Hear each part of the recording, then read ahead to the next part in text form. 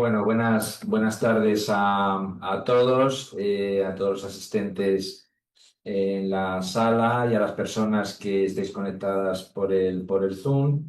Para los que no me conozcáis, soy el doctor Alfonso Gómez, soy el presidente de la agrupación Ángel Garma del Ateneo de Madrid, una agrupación que lleva ya 6 años funcionando, lleva el nombre de mi querido, ¿no? y doctor Ángel Garma, primer psicoanalista reconocido en España y psiquiatra, y que tuvo que, por distintos motivos que conocemos, emigrar a Argentina, y fundador de la Asociación Psicoanalítica Argentina, con la que tenemos una excelente conexión desde aquí, desde el Ateneo, y también con su hija Carmen Garma, con la que tengo pues una enorme amistad, tanto Belén como yo. El evento es también en coordinación con la sección de psicología del Ateneo, y tenemos el gusto de contar en la mesa con la doctora Inés Oliveira Amat, que está con nosotros, el doctor José Lázaro. Os agradecemos mucho vuestra presencia aquí en el Ateneo, en la agrupación Ángel Garma, y la presidenta ejecutiva de la agrupación Ángel Garma y también miembro de la sección de Psicología y Ciencias de la Salud, Belén Rico, pues que va también a presentar a nuestros invitados. El evento que nos convoca a esta tarde es la presentación del proyecto Hedónica, y un título realmente sugerente. Como habéis visto, el placer como esencia de la cultura. Así que seguro vamos a disfrutar de nuevo de esta tarde de Ateneo. Y como siempre, pues luego tendremos también un breve espacio, ¿no? Lo que nos dé tiempo, ¿verdad, Belén? Para que podáis también los asistentes pues poder participar. Dicho esto, muchas gracias por vuestra asistencia, y paso la palabra a Belén Rico.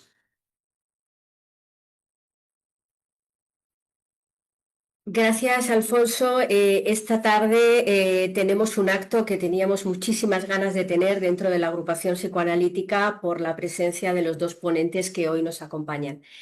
Voy a dejar la presentación hecha para que después ellos tengan todo el tiempo libre para poder conversar juntos sin ningún tipo de interrupción. Tenemos esta tarde a José Lázaro, nacido en La Coruña, que pasó todos sus veranos de infancia y adolescente en un pueblo que se llama Triacastela, lo cual indico para que alguien entienda el porqué del nombre de esta magnífica editorial. Estudió la carrera de medicina y ha sido profesor de humanidades médicas en el Departamento de Psiquiatría de la Universidad Autónoma de Madrid, con años de formación en psiquiatría en la Clínica Puerta Hierro. La tesis doctoral que el doctor José Lázaro presentó versó sobre el concepto de placer que Freud maneja en sus teorías sobre sexualidad y sobre el chiste.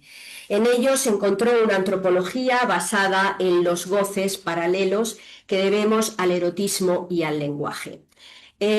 Bueno, la verdad es que el desarrollo profesional del doctor José Lázaro es inmenso porque ha escrito muchísimos libros, ha hecho muchísima investigación académica, como ustedes se pueden imaginar después de tantos años en la universidad.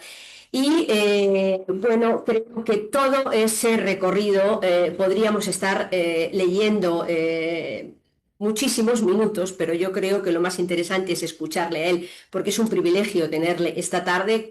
Yo les invito a que lo miren en internet, porque se van a encontrar con bastantes páginas, porque todo el ejercicio de trabajo de José Lázaro es muy grande. Últimamente tuvimos el privilegio de tenerle en el Ateneo, recordando uno de sus libros emblemáticos, uno de ellos, porque tiene muchos, recordando Vidas y Muertes de Luis Martín Santos, y fue un placer poder contar con él porque esa novela le ha dado muchísimas satisfacciones, entre ellas el premio Comillas de Historia, Biografía y Memorias en el año 99. Yo confieso que soy una absoluta adicta a esta editorial, me lo he leído todo. Y reconozco que si soy fans es sobre todo de lo que podríamos llamar la colección de libros incorrectos. Son dos libros históricos. Creo que son dos libros basados en la entrevista, donde realmente se consigue averiguar conceptos nuevos que no están escritos en los libros. Aunque ustedes hayan leído toda la colección de libros de Simone de Beauvoir, les aseguro que este libro les llevará a conceptos que no saben de Simone de Beauvoir a día de hoy. ¿Y para qué vamos a hablar del contrato de prostitución conyugal? Que me parece un libro que ya desde el momento en que se ha publicado hará historia, porque no he conocido un libro como ese. Y desde luego el que espere encontrar morbosidad no lo va a encontrar. A mí me parece un libro humano de investigación, bueno, fantástico. Yo, la verdad es que son dos libros que me parecen absolutamente maravillosos, y por eso la tarde de hoy me parece estupenda, porque creo que Tria Castella tenía que venir al Ateneo sí o sí, si realmente pensamos que el Ateneo es un centro de actividades culturales actual. A José Lázaro le acompaña, o a Inés Oliveira le acompaña. Inés Oliveira es médico residente en psiquiatría en el Hospital Gregorio Marañón. Colabora como miembro del comité editorial de la revista Hedónica y presentó su primer poemario precisamente en esta casa, en el Ateneo. Justamente antes de empezar esta conexión estábamos hablando de que para nosotros, para la sección de Ciencias de la Salud, de Psicología, y para la agrupación psicoanalítica Ángel Garma, sería un verdadero honor que pudiésemos convencerla de que su segundo libro, Trema y Taxidermia, lo presente con nosotros. Pero de eso ya hablaremos, que eso es futuro. Ahora les paso la palabra a ellos, porque creo que va a ser una tarde absolutamente hedónica. Bueno, buenas tardes, buenos días o buenas noches a los que vean el acto en diferido en Internet, porque en la actualidad ya resulta que por cada acto que se celebra hay 10 personas que lo acaban viendo en su casa en una pantalla frente a los que lo ven en directo. Yo voy a hacer dos cosas. Primero, presentar 3 ideas teóricas sobre la cuestión del placer, para dar un poco de, digamos, de sustancia conceptual al acto, y luego hacer una brevísima presentación de la revista Hedónica y la colección de libros incorrectos. La revista Hedónica se subtitula El placer de la lectura, y eso es el tema del que trata, y la colección de libros incorrectos es un intento de hacer frente a los enemigos del placer, de la cultura y de otros placeres. Eso es lo que tienen en común. Pero antes, las 3 ideas que quería plantear sobre la cuestión del placer.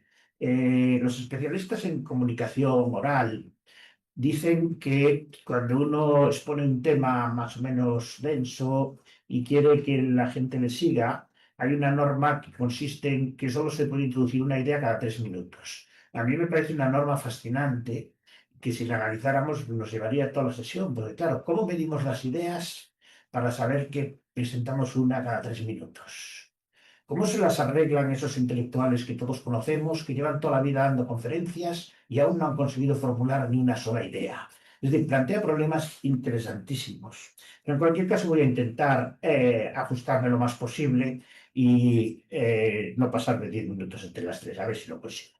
La primera es que el concepto de placer, no hace mucho tiempo puedo asegurar que había muy poca bibliografía sobre él en muchos aspectos. Y lo puedo asegurar porque me ha hecho el favor Belén de recordar que cuando yo preparé la tesis doctoral allá por los años 80 del siglo pasado, estuve un mes en París buscando bibliografía y apenas encontré nada.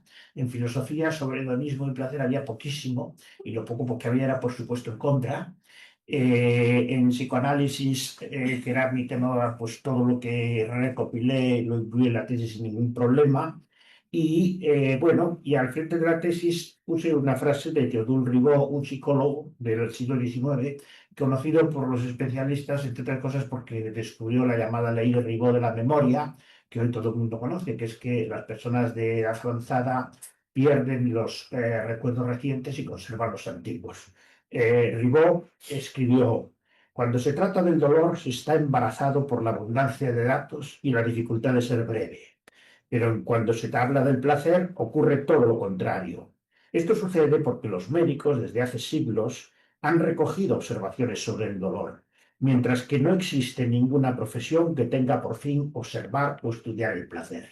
Bueno, 1896 son estas palabras. En esa misma época, un desconocido, completamente olvidado, psicólogo americano, Henry Reyes Marshall, que no aparece ni en las historias de la psicología, yo le dediqué un capítulo en la tesis y no había más que un artículo en toda la bibliografía de entonces sobre él, hasta el punto de que, habiendo sido presidente de la Asociación de Psicólogos Americanos, era el único presidente del que no se conservaba ni un retrato. Este hombre, como digo, completamente olvidado, en aquella época sacó varios libros sobre el placer y el dolor y proponía en ellos utilizar el término hedónica para nombrar la nueva ciencia que había que crear para estudiar el placer. Han pasado un siglo y 30 años desde estas fechas y hoy, por supuesto, el tema está estudiadísimo. Todos, bueno, por lo menos los que se han interesado por la cuestión, conocen los experimentos de James Olds, que tienen ya 70 años. Era aquel psicólogo que se dedicaba a implantar electrodos en los centros del placer del sistema límbico de los ratoncitos, conectaba el electrodo a una palanca y el ratoncito dejaba de comer, dejaba de beber y se dedicaba a dar a la palanca hasta que moría literalmente de placer. A mí siempre me ha parecido un método de suicidio verdaderamente interesante. Lo mismo que en esos 70 años, pues hoy hay una enorme cantidad de conocimiento neurocientífico sobre el placer y hay una enorme bibliografía filosófica, entre otras, porque hay un autor, Michel Onfray, probablemente el filósofo más popular y vendido de Francia, que lleva más de 100 libros sobre el tema. Eh, Punto y final a la primera idea, creo que en esta me he limitado a los 3 minutos. La segunda sería, hay dos actitudes frente al placer, hay tres actitudes básicas frente al placer. La primera es la claramente hostil, es decir, la actitud ascética, que en el mundo antiguo se suele identificar con el estoicismo y que posteriormente, mezclando el estoicismo con Platón y con Aristóteles, da lugar a todo el pensamiento, teología cristiana, y en cierto modo lo que hay ahí es una clara hostilidad frente al placer, que tiene una consecuencia muy interesante, que es que las llamadas las tres grandes religiones del libro, de esto Ignacio Gómez de Liaño sabe de estos temas muchísimo más que yo, tienen una cosa en común, que es que en cada una de ellas hay una larga serie de normas, regulaciones y prohibiciones para controlar y limitar el placer. En el cristianismo, en el judaísmo y en el islamismo, lo cual podría ser interesante como un punto de partida para pensar, bueno, ¿qué tiene el placer de especial para que las tres grandes religiones del mundo occidental se centren en limitarlo, controlarlo, reducirlo y en muchos casos prohibirlo? Y las otras dos actitudes, de esto no voy a hablar porque se sale por completo del tema que hoy queríamos tratar. Las otras dos actitudes, que son las que podemos llamar favorables al placer, yo las quiero distinguir como hedonismo frente a epicureísmo, entendiendo por hedonismo el hedonismo radical, es decir, la idea de que el placer es el objetivo básico que hay que buscar por todos los medios. Que yo sepa, solo hay dos autores que hayan llevado esa idea hasta sus consecuencias lógicas. El primero es Aristipo de Cirene, un discípulo de Sócrates, conocido por los especialistas en filosofía y por los pocos que nos hemos dedicado a estudiar este concepto, y básicamente no conocido por el público general. Y el otro es Epicuro, que este sí que goza de un conocimiento. No, el otro no, el otro es el Marqués de Sade, un psicópata del siglo XVIII, que es el que realmente teorizó y desarrolló la idea de que hay que llevar la búsqueda individual y personal del placer hasta los últimos extremos. Esa es la postura, digamos, hedonista radical que yo identifico en estos dos autores. La otra, la de Epicuro, como veremos, plantea lo contrario, que el placer tiene que ser matizado, relativizado, con otras muchas cosas muy importantes para que no se vuelva contra el que lo está buscando. Aristipo vale la pena dedicarle 2 minutos precisamente por lo poco conocido que es. No sabemos casi nada de él, no se conserva ni una sola página de sus escritos, solo unas cuantas anécdotas y algunas frases sueltas que citan otros autores, básicamente Diógenes Laercio. Y lo que nos pintan, la imagen de él, es un discípulo de Sócrates que, después de formarse como filósofo, se instaló en la corte de Dionisio de Siracusa, el tirano de la época, para dedicarse a divertirse, a disfrutar. Y se pasó la vida contestando objeciones. cuando le decían cómo es posible que un discípulo de Sócrates esté aquí en la corte de un tirano, él decía, cuando era joven me fui con Sócrates para formarme y después me fui con Dionisio para divertirme. De los dos libros cuyos títulos cita y de los que no sabemos nada, Diógenes Laercio, curiosamente uno se titula A los que le reprochaban el comer suntuosamente y el otro se titula A los que le reprochaban su afición al vino añejo y a las etairas, a las cortesanas. Es decir, el uno es un libro para defenderse de los que le acusaban de su afición a la gula y el otro de su afición a la lujuria. Con respecto a este segundo aspecto, es muy interesante que el reproche solía ser pues lo de siempre, como un hombre de tu nivel intelectual y de tu sensibilidad está aquí refocilándose con las meretrices de la corte de un tirano. Y él contestaba, ¿qué clase de relación personal, emocional puedes tener con ellas? Y él contestaba, a mí me gusta mucho comer besugo, nunca he pretendido que el besugo me ame. Bueno, ese era Aristipo. Por supuesto, para él el placer es un movimiento dulce de los sentidos, que es lo que hay que buscar por encima de todo. El placer realmente es un placer físico y personal. Ni los recuerdos del placer, ni las esperanzas del placer son placenteras. El placer es un bien, incluso aunque se obtenga con los hechos más vergonzosos en sí mismo. Y sus discípulos, pues esto como pasa siempre con los discípulos, lo llevaron todavía más lejos. Uno de ellos decía, se puede robar, ser adúltero y actuar sacrílegamente en cualquier momento, pues ninguno de estos actos es vergonzoso por su naturaleza si uno rechaza la opinión vulgar y se centra en lo que un sabio debe hacer, que es satisfacer sus deseos sin ningún otro tipo de consideración. Esto, en cierto modo, es la síntesis de lo que luego Sade desarrolla y lleva hasta las últimas consecuencias, porque a diferencia de Sade, tenemos 12 volúmenes de cerca de 800 páginas en sus obras completas y en todos ellos no hay más que una idea, que es la búsqueda absoluta del placer a través de todo aquello que sea placentero. Y da igual que sea la comida, la bebida, el asesinato, el robo, la difamación, el utilizar a los otros como sea conveniente o el torturarlos por el gusto de torturarlos, que es lo que le dio su nombre. Es decir, el hedonismo, que en cierto modo Aristipo, de forma más o menos pintoresca, esboza y sabe desarrolla, es esta idea de que el placer es el único objetivo de una persona realmente sabia, es la palabra que ellos usan, y todo lo demás son instrumentos a su servicio. Bueno, la postura de Epicuro es totalmente distinta, aunque hay contradicciones, porque de él se conserva un poquito más, hay unas 50 páginas de textos de él, pero básicamente el contraste viene en que para Epicuro el placer es una actividad, perdón, la filosofía es una actividad, dice, que con discursos y razonamientos provoca la vida feliz. Es decir, el recto conocimiento de los deseos naturales nos permite disfrutar de cosas que nos favorecen y los deseos no naturales y sobre todo los antinaturales nos dañan y nos perjudican.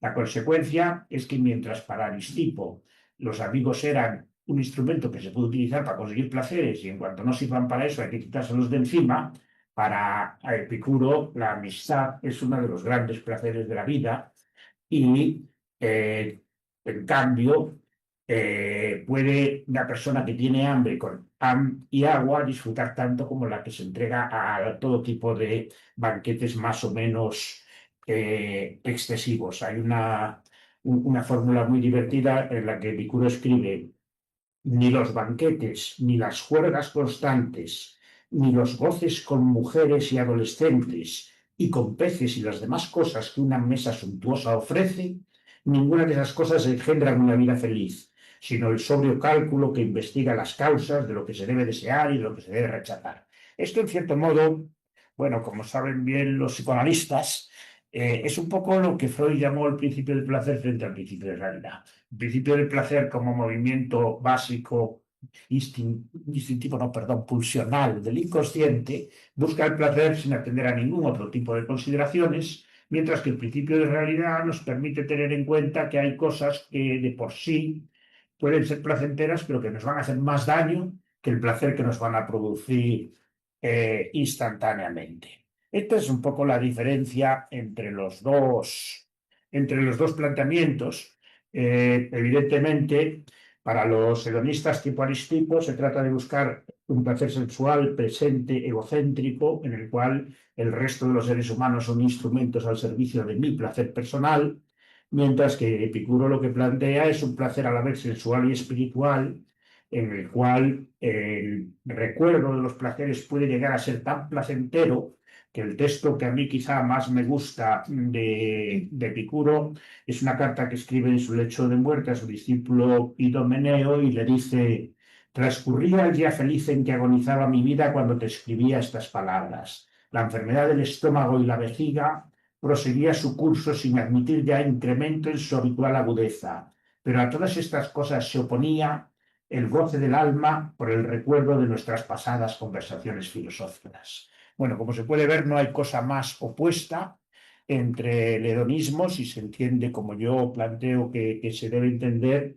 y el epicureísmo. El gran defensor actual del placer, Michel Onfray, se considera a sí mismo un representante del hedonismo, y yo tengo ganas de escribirle, lo que pasa es que en un otro momento, y decirle que él no es un hedonista, que es un epicúreo, por mucho que se empeñe. Pero eso es un tema que lo voy a dejar de lado para que no nos haga perder demasiado tiempo.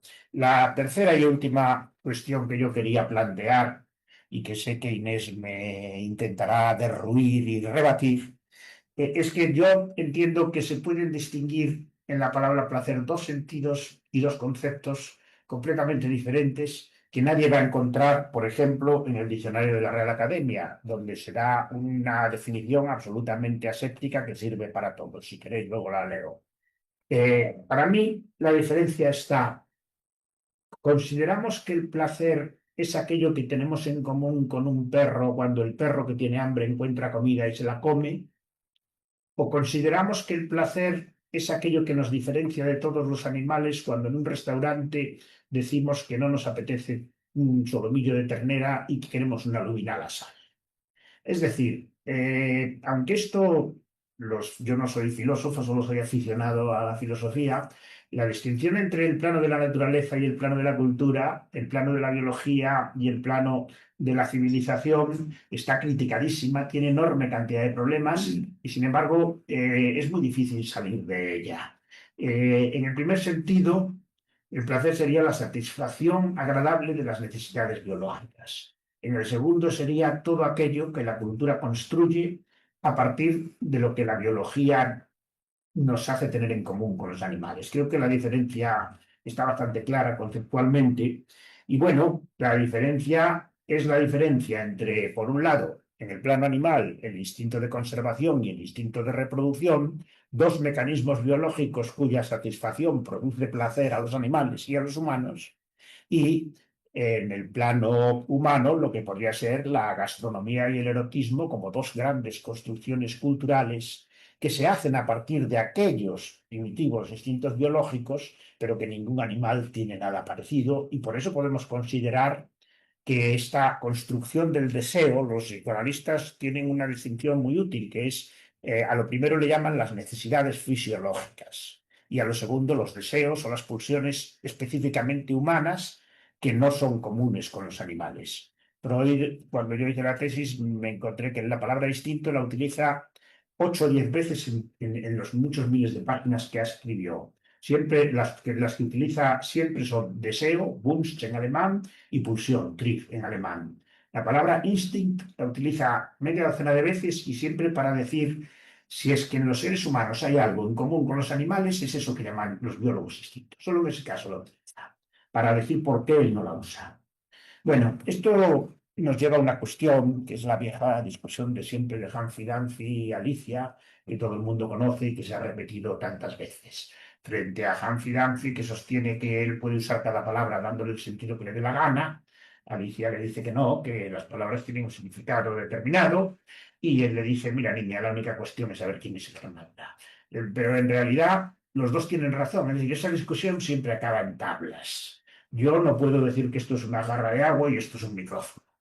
Pero, sin embargo, si ahora nos planteamos qué entiende cada uno de nosotros por la palabra nihilismo o como diría que es el concepto de resentimiento, van a salir una cantidad de diferentes definiciones que nos van a mostrar toda la riqueza semántica que tiene un término complejo.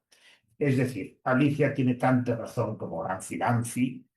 Las palabras, por un lado, tienen un significado que es invariable y común, y por otro lado, tienen en cada uso personal y circunstancial una enorme cantidad de matices que son únicos. Y aquí conecto con el tema y cierro mi intervención. La revista que presentamos se llama Hedónica Revista de Libros. Cuando, por supuesto, el término yo lo saqué de mis lecturas en la época de la crisis doctoral de Marshall. Pero claro, cuando ya tenía pensado el título y todo, se me ocurrió entrar en internet y ver qué aparecía con la palabra hedónica. Bueno, aparecía la marca Edoné como el departamento de maquillaje y del Corte Inglés, y la palabra hedónica aparecía muy pocas veces y generalmente utilizada como nick por determinadas señoritas que tenían una llamativa presencia en las páginas web de internet.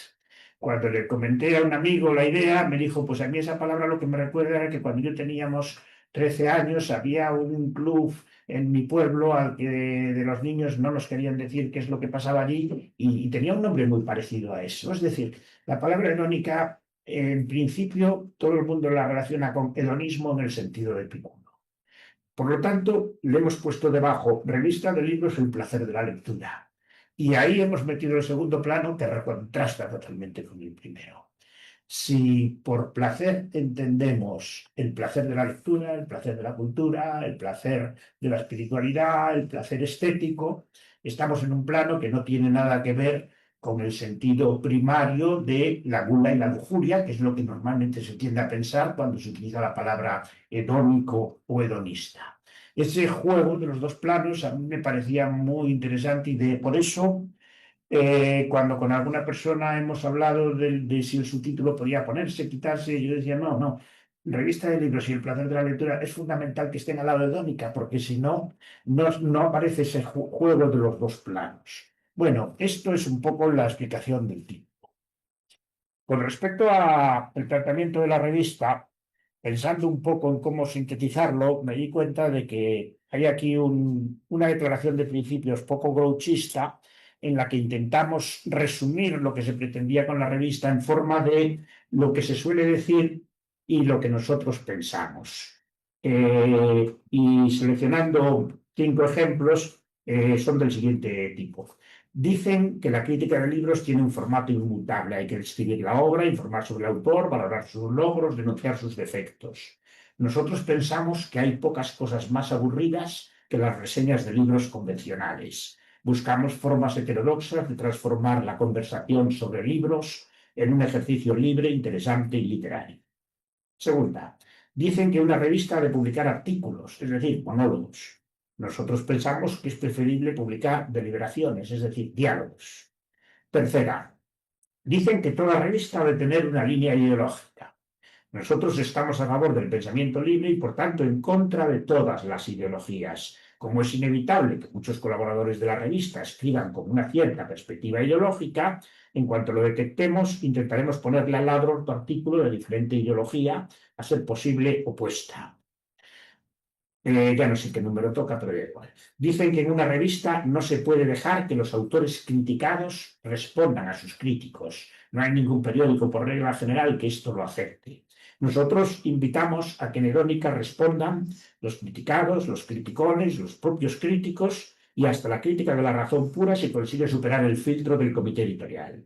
Por ejemplo, en el número 1 hay un artículo respetuoso, pero muy crítico, contra un bestseller que intenta dar la demostración científica de la existencia de Dios. A continuación publicamos la respuesta de los autores del libro al crítico, y en las páginas siguientes viene la respuesta del crítico a la respuesta de los autores. El otro ejemplo, y me lo acababa de señalar Belén, es lo que publicamos sobre el filósofo coreano de moda, Chin-Hung Pan, o algo así se llama.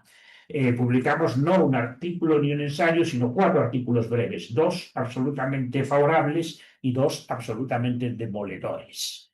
Esa es un poco la idea. Bueno, los dos últimos ejemplos de lo que estaba comentando dicen que una revista cultural, como lo es una revista de libros, tiene que estar muy pendiente de la actualidad. Nosotros pensamos que lo esencial y lo intemporal es mucho más interesante que lo actual. Dicen que en Internet no se pueden colgar textos largos. Nosotros pensamos que un texto ha de tener la extensión que él mismo requiera. Estamos hartos de aburrirnos con artículos de los folios y de acabar la relectura del Quijote lamentando que sea un libro tan corto. Dicen que en una revista de libros hay que dar una opinión sobre cada una de las obras que se analice. Los dos ejemplos que he puesto dejan claro que pensamos lo contrario. Dicen que en una revista como esta, Internet no funciona así. Nosotros pensamos que esa es una buena razón para intentar funcionar así. Y la última, dicen que con este principio vamos a tener un final rápido y contundente. Nosotros pensamos que puede ocurrir, pero lamentablemente, aunque no es nada fácil es llevarle la contraria a Groucho, en este caso no tenemos otros principios. Bueno, eso es un poco la idea de la revista, es decir, una revista que de alguna manera no publique en la medida de lo posible artículos, sino diálogos, no publique en la medida de lo posible una crítica de un libro, sino varias totalmente contrarias unas contra otras, hacerte artículos de calidad con cualquier ideología, pero siempre que haya uno con una ideología muy clara, ponerle al lado otra de ideología contraria. Cuando hablé de la revista, Antonio Muñoz Molina me dijo, a ver si conseguís por primera vez en este país que el que lea los 3 primeros artículos no pueda adivinar la orientación ideológica de los que vienen detrás. Y le dije, eso es justo lo que pretendíamos. Para eso, pues, se permite que la extensión, el formato y la temática sean libres y se admite todo tipo de propuestas, pero todas ellas se pasan por un riguroso filtro de un comité editorial que le da la tabarra a los autores pidiéndoles cambios, modificaciones. Es decir, hemos hecho una mezcla de las características de una revista cultural con las de una revista académica y hemos cogido lo que nos gustaba de unas y de otras y eliminado lo que no nos gustaba ni de unas ni de otras. Punto y final sobre la revista. El otro asunto, los últimos 3 minutos espero, bueno, quizá en esto me lleve 4 o 5, es para presentar, pero no sé cuánto tiempo llevo y si lo puedo permitir, si todavía. Es para presentar la colección de libros incorrectos. Para presentarla realmente, cuando he pensado qué decir, me he encontrado que ya estaba dicho y viene en la propia solapa de los libros incorrectos. Dice, esto es una biblioteca de librepensadores, heterodoxos, proscritos, libertinos, herejes, perversos, disidentes, hedonistas y otras gentes de mal vivir, que está basada en la convicción de que no debe haber barreras para la libertad de expresión. Esto está escrito antes del escándalo de Luis G. Martín con el caso Bretón, que va dirigida contra las viejas censuras y las nuevas cancelaciones, que va destinada a personas alérgicas a todas las ideologías y creencias, que está pensada para explorar los límites de la experiencia humana, su lado oscuro, la parte maldita que decía Bataille, y que a pesar de la advertencia del que quizá es uno de los mayores pensadores incorrectos, Friedrich Nietzsche, pensamos que es conveniente mirar a fondo el abismo si queremos evitar que el abismo nos devore. Bueno, esto, como muy bien sabe Ignacio y algunos otros aquí presentes, es una alusión a un famoso aforismo de Nietzsche que dice es muy peligroso mirar al abismo porque puede ocurrir que el abismo te trague. Hasta el más aberrante de los discursos debe ser publicado, discutido y argumentalmente refutado, y el verdadero sueño de esta colección sería poder publicar los diarios íntimos de Francisco Franco, del Marqués de Sade, de Fidel Castro y de Jack el Destripador. Bueno, esta es la presentación de la colección y, como ha adelantado Belén, el primer libro es una recopilación de conversaciones entre Simone de Beauvoir y una amiga suya, Alice Schwarzer, a lo largo de 10 años. La primera vez es una entrevista de una periodista que la visita, la que ya no conoce, se hacen amigas y su amistad llega a ser tan estrecha que prácticamente pues, viajan juntas, cenan juntas y dentro de esa amistad se va viendo en los diálogos como cada vez Simone de Beauvoir dice las cosas con más confianza y con más desinhibición. Este libro incluye el primer diálogo en el que Simone de Beauvoir dijo yo soy feminista. Y ese diálogo fue bastantes años después de haber publicado El segundo sexo. Los que conozcan un poco su historia saben que Simone de Beauvoir, después de publicar El segundo sexo, era absolutamente crítica y hostil al feminismo por una razón que hoy nos da mucha risa, pero que en aquella época mucha gente se tomaba en serio. Y es que decía que el feminismo era una escisión de la causa revolucionaria, que había que centrarse en la lucha del proletariado por la revolución socialista y que el feminismo podía convertirse en una dispersión de fuerzas contra el enemigo común. Ese era su argumento para declararse no feminista y por primera vez aquí es cuando cambia de opinión, dice yo soy feminista y empieza a colaborar con las organizaciones feministas. Junto a este libro no va a poder salir inmediatamente porque la autora no cumple precisamente los plazos previstos. Pues vamos a publicar uno de una conocida periodista, actualmente en el ABC, Rebeca Argudo, que por supuesto se titula Yo no soy feminista.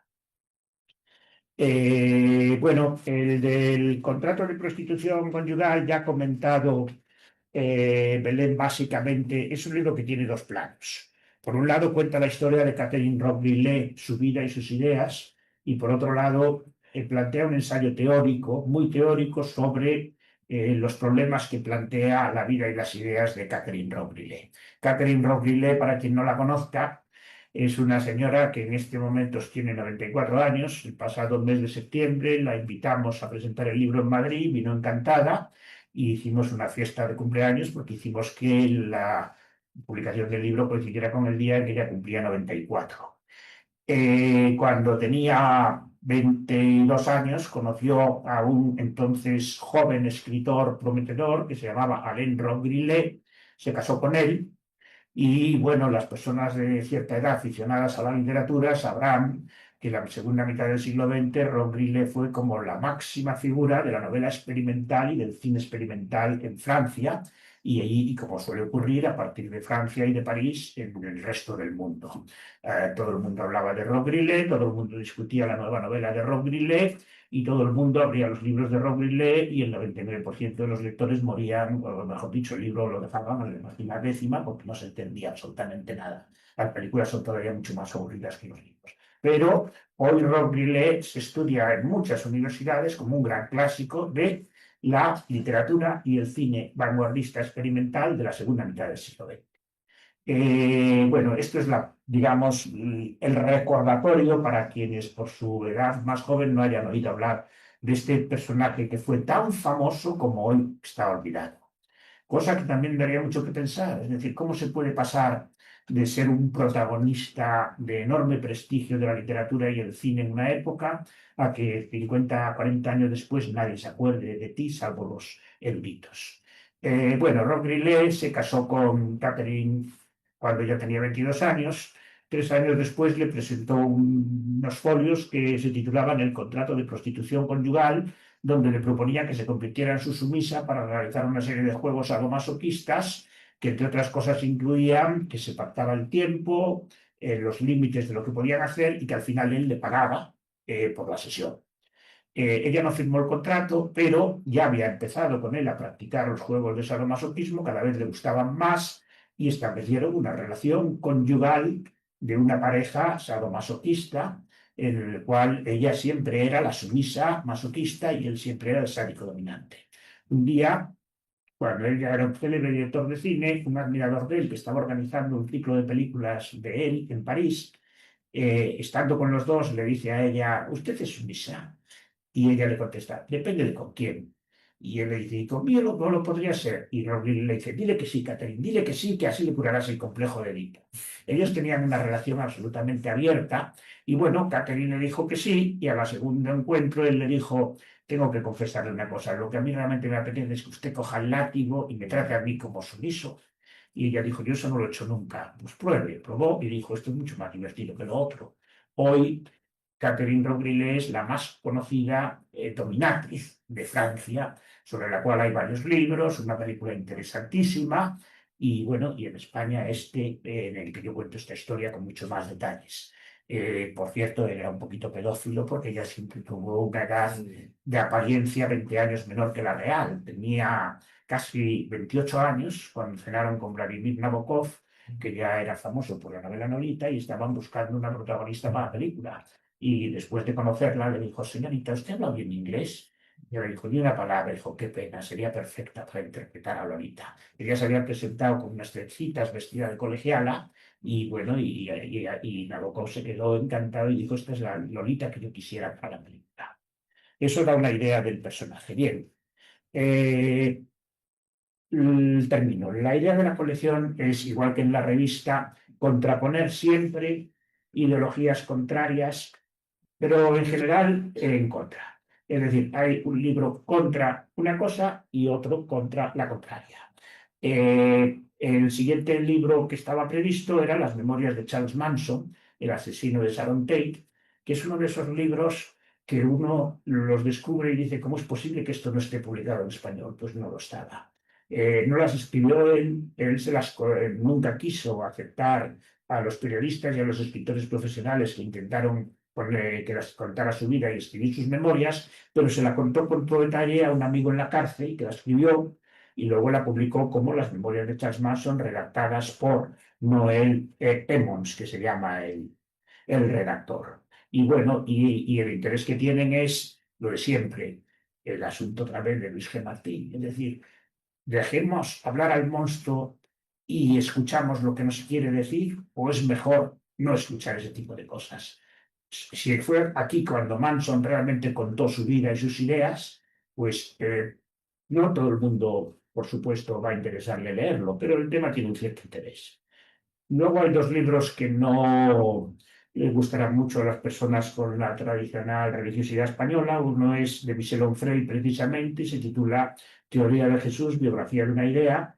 La tesis principal es que prácticamente todas las escenas del Nuevo Testamento están relatadas en el Antiguo, lo cual quiere decir que eran leyendas y mitos que ya circulaban y que de alguna forma se volvieron a recoger de una manera unificada, es decir, la típica profecía autocumplida, de la cual él deduce que el personaje de Jesús no tiene un origen carnal, sino un origen textual. Esa es un poco su idea. Y el otro sería el libro de Christopher Hitchens, por alguna razón, uno de los poquísimos que no se habían traducido al español y que está dedicado a criticar ferozmente a la Madre Teresa de Calcuta. Por supuesto, estamos buscando un autor que nos escriba un panfleto contra el ateísmo, pero todavía no lo hemos encontrado. Si alguien tiene alguna idea, se admite sugerencias. Y bueno, el último que voy a mencionar es una colección de conversaciones con Emil Cioran, que nunca se han publicado el libro. Las recopiló un fan italiano de él, lo publicó en italiano y no ha salido en ningún otro idioma que yo sepa. Hay un libro muy conocido de conversaciones con Cioran que está en Gallimard y en español en Tusquets, y este hombre lo que hizo fue buscar por diferentes publicaciones de diferentes idiomas todas las entrevistas con Cioran que nunca se habían incluido en el libro. Cioran evitaba mucho dar entrevistas en Francia, pero en el extranjero no le importaba y era mucho más proclive a ello, entonces son casi todas procedentes de publicaciones alemanas, inglesas, algunas españolas, y quizá por eso a Gallimard se le escapó el libro, y el libro se titula Ultimátum a la existencia, y yo cuando lo vi dije, perfecto, este no necesita ni réplica. Es decir, un señor como Cioran, que escribe un libro que se llama Ultimátum a la existencia, o que escribe otro muy conocido que se llama Del inconveniente de haber nacido, evidentemente, más incorrecto que eso no hay nada. Tenemos que, si encima es un inédito, tenemos que fichar. Y aquí termino y le paso la palabra a Inés, que a su vez se la pasará a todos ustedes después de hacer sus consideraciones. Bueno, buenas tardes a todos y muchas gracias por venir lo primero en un día como hoy, un viernes por la tarde, y muchas gracias por la presentación y gracias a José por invitarme a participar en esta mesa. Y yo no quiero ser breve y simplemente en esta alusión, ¿no?, que me has hecho sobre el asunto de las palabras, yo creo que este es el problema de las palabras, que al final es una separación a veces muy arbitraria de los conceptos y porosa. Y más que eso, eh, yo creo que si estuviera aquí y no conociera nada de este proyecto, me interesaría saber, es verdad que todos tenemos nuestras obsesiones, tú tienes las tuyas, el resto tiene el resto, ¿no? Pero ¿cómo surge esto, este proyecto dentro de la editorial, y cómo se te ocurre sacar todo esto? Nos has hablado de tu tesis, que entiendo que esto viene de lejos, pero esa es la primera pregunta que te quería hacer. Vamos a ver, hay dos cosas. O sea, lo que viene de lejos es mi interés por la teoría del placer. Ujú. Y la otra cuestión es el por qué, tanto en la revista como en los libros, procurar siempre que aparezca una postura ideológica clara, ponerle al lado la contraria. La razón de eso es que yo considero que el pensamiento es incompatible con las creencias. Y sé que con esto el 90 y muchos por ciento de los autores y de los filósofos no están de acuerdo. Y es por un problema de cómo definimos las palabras. Es decir, yo digo que cuando se utilizan palabras como ideas, conocimientos, creencias o convicciones, una de dos, o dices exactamente lo que quieres decir con ella o nadie te va a entender, porque cada uno las utiliza de una manera. Y en toda la bibliografía que yo he revisado sobre creencias, hay una enorme confusión, entre otras cosas porque la palabra creencias tiene tres sentidos, es decir, distintos. Yo creo que mañana va a llover, probabilidad de que ocurra un fenómeno natural. Yo creo que a Inés no le caigo de todo antipático, una suposición que yo hago de lo que tú piensas. Yo creo que los marcianos desde un platillo volante están controlando mis pensamientos y están decidiendo las palabras que yo pronuncio. Una idea delirante ¿qué tienen en común las tres? Que no se pueden ni demostrar objetivamente ni argumentar lógica racionalmente. A eso le llamo creencias. Las convicciones para mí son los conocimientos que nos da la ciencia y el método científico, las ideas lógico-racionales que nos da el pensamiento, especialmente la filosofía, y las creencias son afirmaciones que no son ninguna de esas dos, que no tienen ni una base objetiva ni una base lógico-racional y que además están cargadas de emociones y por lo tanto no tienen ningún valor de verdad. Eso es mi manera de definirlas. Y bueno, y aquí hay personas que pueden decirme que otras completamente distintas. Y me encantaría conocer la de Ignacio, por ejemplo. Pero, pero en cualquier caso, en cada texto que leas te lo van a definir de una manera distinta. Y muchos hablan de creencias sin concretar cuál de esos tres sentidos que yo he distinguido se están refiriendo. ¿Por qué? Porque están refiriéndose a lo que yo llamo convicciones, que es afirmación que considera cierta al que la hace. La afirmación que considera cierta al que la hace, yo le llamo convicciones para poder distinguir conocimientos, ideas y creencias. Pero en la mayor parte de lo que he leído sobre creencias, entienden por creencias es una afirmación que el que la hace la considera cierta. Entonces me dicen, pero creencias tiene todo el mundo, pero no se puede no tener creencias. El ateísmo es un sistema de creencias igual que el catolicismo. Hay mucho de confusión semántica, o sea, Anfi tiene parte de razón, ¿no? Pero aparte de todo esto, que luego me interesa mucho saber, como te has dicho, lo que opina el público, yo lo que te he preguntado también es cómo surge Dónica como proyecto, como algo personal. O sea, me refiero, ¿cómo surge Dónica La dentro de... revista. Claro, esa es la pregunta que he hecho, ¿cómo surge? ¿Por qué hay muchas revistas ahora mismo? ¿Por qué quien venga aquí, quien te haya escuchado, por qué habría que leer Dónica y por qué Dónica es una diferencia respecto al resto de revistas que habría Vale. circulando, que hay un montón y muchas hablan de muchas cosas? Hay un montón de revistas culturales. Solo había una revista de libros en España durante muchos años, que además se llamaba Revista de Libros. Las otras eran, y mucha gente me lo ha dicho, revistas que tienen una sección de libros, una sección de cine, una sección de arte, una sección de entrevistas de no sé qué. Ujú.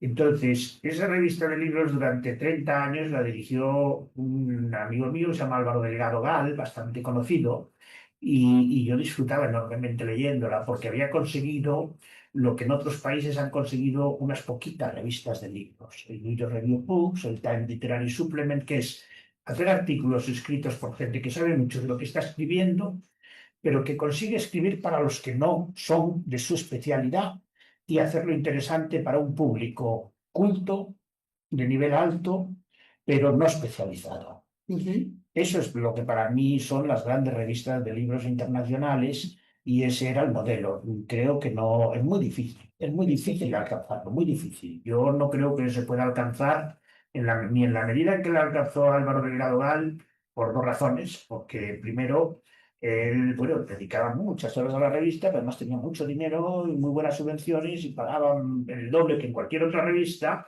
y exigía a los autores que escribieran 5 veces el artículo y se los leía una y otra vez y hasta que el artículo no era bueno, sólido, apasionante y comprensible, no lo publicaba. Eso es lo que hace el New York Review of Books. Pero el New York Review of Books ahora mismo es una empresa que debe tener 300 empleados o 400, que circula por todo el mundo y que es una cosa de una envergadura inimaginable en España.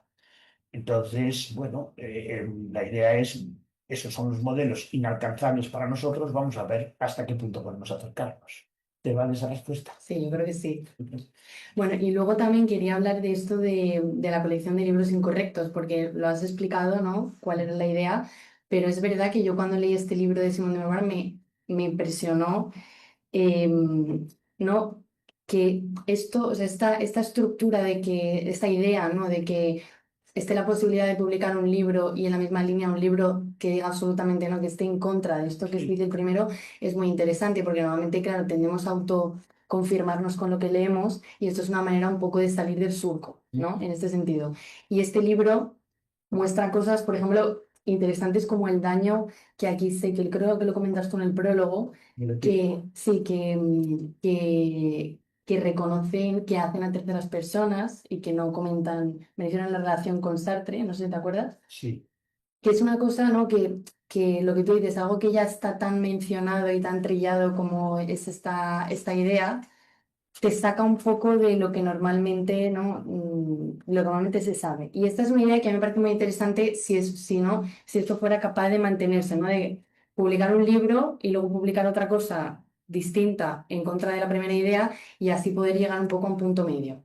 Bueno, vamos a ver, has tocado varias cosas. Una que no he dicho, que es por qué una colección de libros incorrectos lo empezamos con Simone de Beauvoir, que hoy es la suma sacerdotisa del pensamiento políticamente correcto. Y la respuesta es porque cuando ella hizo estas declaraciones en los años 70 del siglo XX, era una de las intelectuales más escandalosas e incorrectas de Europa. Con lo Era cual, políticamente incorrecta. totalmente. Ujú.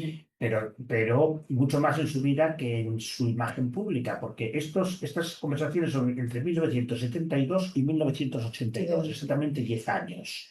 En esos 10 años, 70, y cuando ella le pregunta concretamente, usted ha tenido muchos amantes, como es bien conocido, ha tenido alguna de relaciones sexuales con mujeres, y dice, nunca. Toda su vida había sido bisexual. Y sin embargo, en la última conversación ya dice, bueno, en las de años anteriores yo hay cosas que no podía decir porque ya bastantes problemas tenía y bastante me atacaban y si encima lo hubiera confesado todo, me hubiera quedado indefensa frente a muchos ataques. Es decir, cosas que ella no podía decir en los años 70, hoy las sabemos gracias a los diarios, las cartas que ella dejó cuando murió para que se publicaran después de su muerte. Lo cual plantea cuestiones muy interesantes sobre lo que ella dice en una fecha determinada y lo que hoy sabemos que es mentira o que no podía confesar. Y que solo hasta supimos explica- cuando murió, porque hasta que no murió no quiso que se publicara esa información. Y lo que me parece interesante de este libro es que cuando lo lees, ves que eso está encubierto. Y ves Sí. que eso, y luego tú lo explicas Pero tienes después. que ver la fecha en que es cada conversación. Es decir, cuando murió Sartre y ella publicó la correspondencia de él y los papeles íntimos de él, hubo un escándalo enorme. Y ella dijo que ellos eran totalmente partidarios de la sinceridad, pero que había cosas en su vida que en vida no las podía contar y que cuando ella muriera se publicaría. Y así fue. Lo cual a mí siempre me ha llamado la atención, porque en cierto modo tú piensas, ellos que fueron el gran modelo de las parejas abiertas y ultraliberales de la época, al mismo tiempo tuvieron que mentir para poder serlo y después de muertos dejaron una serie de papeles para que se publicaran que les han provocado un enorme desprestigio y que ha hecho que su imagen histórica haya caído muchísimo. Que hacían daño a terceras personas, que Exacto. eran las que estaban, que eso es lo interesante, ¿no? Una cosa que es nueva, que yo no tenía ni idea de esto y al leer este libro pues descubrí. Y bueno, yo para estar en hora, yo creo que ya podemos pasar Por supuesto. para no alargarnos demasiado, pues pasar un poco a Belén. Vale, bueno, vamos a pasarle la palabra al público. Yo lo único que quería hacer era una última postilla porque ha sido muy interesante que sacaréis el tema del pensamiento con respecto a la diferencia del concepto de creencias y entonces a mí me gustaría decirle al público que ya que ha salido por casualidad este tema, hay un libro excelente y lo tengo que decir porque a mí me parece excelente que se llama La violencia de los fanáticos, de José Lázaro, que estará seguramente ahí a la venta, que es un libro excelente, que además creo que hoy, a día de hoy, precisamente ese libro tiene una vigencia, la temática imprescindible. La violencia de los fanáticos. Y también lo último que habéis apuntado sobre el libro de Simone de Beauvoir se relaciona también bastante con otro libro que es El alma de las mujeres, que también seguro que estará a la venta y que me parece que ha recogido toda la temática. Y que por supuesto una de las cosas más maravillosas y más provocativas que tienen los libros es que no solamente te quedas con los libros. Yo supongo que una vez que se lee el de Simone de Beauvoir, te apetece repasar libros de Simone de Beauvoir para ver ese cambio. Y cuando uno está leyendo el contrato de la prostitución conyugal, creo que el remate máximo para poder entender la historia, y tenemos ese privilegio, es poder ver el documental La ceremonia, que creo que los dos hacen un tándem absolutamente magnífico. Bueno, y después de pedirles disculpas, porque después de haberlos escuchado, la verdad es que todavía me he sentido bastante más exaltada con respecto a todos los títulos, pues cualquier pregunta será bienvenida. Ya que estamos en una audición psicoanalítica, ¿no? En honor al doctor Ángel Garma, bueno, un comentario a lo que se estaba diciendo hasta ahora. Efectivamente, ahí tanto Belén como yo, durante ya ¿verdad, Belén? Más de 30 años pertenecemos a distintas asociaciones psicoanalíticas y nos encontramos con barbaridades como las que el colega acaba de comentar, pero es un problema porque el que no tiene acceso al psicoanálisis y escucha esto cree que eso es el psicoanálisis y no lo es. Es decir, no es lo que ahora mismo las asociaciones serias, ¿no? Y las personas que trabajamos en la clínica psicoanalítica nos encontramos, porque el problema es que el psicoanálisis está desapareciendo en la universidad, en fin, etcétera. Punto número uno. El psicoanálisis surge con Freud. Freud era un neurólogo, o sea, por tanto, partimos obviamente de la cuestión biológica, pero de la clínica. Partimos de la clínica, de una clínica que es la que se encuentra Freud en un momento concreto, con la clínica de la historia en un momento dado, y a partir de ahí se construyen, ¿no? Distintos modelos teóricos. Yo creo que Freud jamás abandonó en sus series complementarias la cuestión de que por supuesto, la biología está ahí. Por eso crea el término pulsión, puesto que el término pulsión introduce la parte biológica a través, después de la palabra y el discurso y la fantasía no inconsciente y los sueños, cosa que en el animal no podremos conocer, puesto que no hay un acceso no a la palabra, simplemente un poco comentar ese punto, ¿no? Y igual que, como decía José, por decir, ¿no? Barbaridades también desde la parte de la neurociencia, donde se obvia lo otro. A mí me parece que a veces estamos viviendo situaciones no extremistas. Con relación al delirio, me acuerdo mucho del libro, ahora que lo mencioné, de Carlos Castilla, el delirio como un error necesario, muy interesante, y las certezas, ¿no? del psicótico, fascinante, ¿no? También la cuestión, ¿no? de poderlo abordar y traer en algún caso, ¿no? Y bueno, y también felicitar también a la mesa, me ha resultado interesantísimo que haya una revista donde se pueda, ¿no? digamos, acceder a estos valores. Ha ido ya la señora que había intervenido también antes. Yo, como presidente de la agrupación y de la sección, comentar que bueno, los eventos pues, hombre, se hacen en base a presentación de proyectos, ¿no? Entonces, por supuesto que en el Ateneo tratamos de acercar, es una cuestión obvia, la cultura no a todos, pero en fin, o sea, también los discursos, cada uno tiene el derecho, como ha hecho José Lázaro, de presentarlo como le ha parecido y bueno, me encanta que surja el debate, ¿no? Y que podamos de alguna manera en la mesa reunirnos y debatir de psicoanálisis, de biología, en fin, es digamos, nuestro interés, ¿no? Por eso en la agrupación que es precisamente psicoanalítica abrimos, ¿no? el campo, cosa que no se hace en otras asociaciones o instituciones, ¿no? a distintos eventos como este, ¿no? Y bueno, Belén, te dejo a ti por si quieres. ¿Alguna palabra algo más del público? ¿No? Bueno, pues entonces cerramos aquí. Yo de todas maneras creo, retomando lo último que acabas de comentar, Alfonso, que qué casualidad que estamos hablando de que la editorial quiere que se publique un libro de cada opinión y creo que aquí ha surgido justamente por casualidad en el debate del público diferentes opiniones, precisamente porque es un espacio abierto y libre, no fanático, donde se permite que alguien diga una cosa, otro no esté de acuerdo y todo, bueno, pues sigue el diálogo deliberante, ¿no? Como tú dijiste la última vez que estuviste aquí, es lo que realmente se ha promovido. No sé si queréis decir alguna palabra final antes de cerrar y muchas gracias a todos los asistentes por esta tarde de Ateneo tan fantástica.